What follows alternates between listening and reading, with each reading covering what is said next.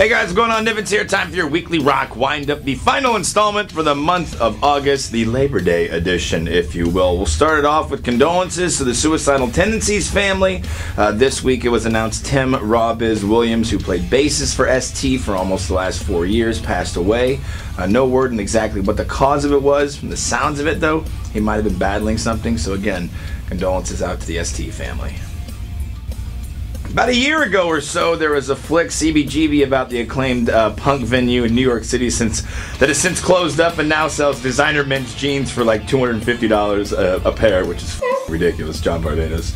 But it was announced this week that it looks like Martin Scorsese going to tackle a Ramones project about, of course, the acclaimed punk band from NYC. No dates on when this will get rolled out, no details on who's been cast thus far, other than Scorsese is going to go ahead and put it together.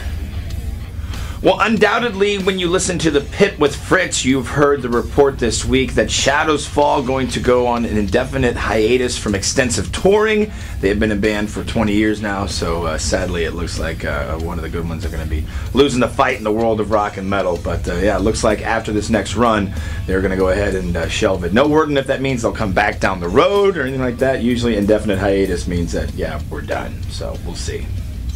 And to close out your weekly rock wind-up, tons of new music on the horizon. It was announced this week the brand spanking new Slipknot will be out on October 21st. Point 5, the Gray chapter. They'll also be in town with Korn the night before Thanksgiving, Sprint Center.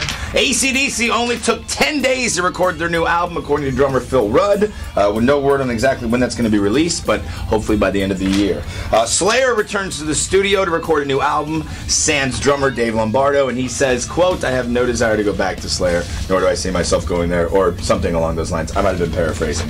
Iron Maiden, classic 80s vinyl reissue coming out later on this year, so if you're a big Maiden fan, be on the lookout for that.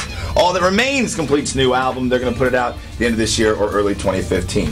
Butcher Babies going to be doing a bunch of covers in an EP that'll be out the first part of October in Europe, September 30th. Here in the States. They've got Osmonds and ZZ Top, just to name a couple that they're going to cover. What else? New Nickelback. That's going to look to roll out in November. No fixed address. It'll be their 8th studio album. And let's see, Live, doing a new album with new vocalist Chris Shin, The Turn. And a Guar documentary is in the works. No release date yet. As I told you last week, Oderus Urbangus had a Vikings funeral in Richmond, Virginia. I'm Nivens. Thank you very much for tuning in to your weekly rock wind-up. I'll be out and about in a couple places this weekend. Saturday from 2 to 4 at Renaissance Festival, getting people registered for tickets to the Uproar Tour, and I'll have Theory of a Deadman tickets until they run out. And then on Sunday, I'll be at McCarthy Chevy out there in Olathe, 2 to 4 as well. Same thing, Uproar tickets and Theory of a Deadman tickets until they run out. So have a great Labor Day weekend doing whatever it is you do. Peace. You do it? Do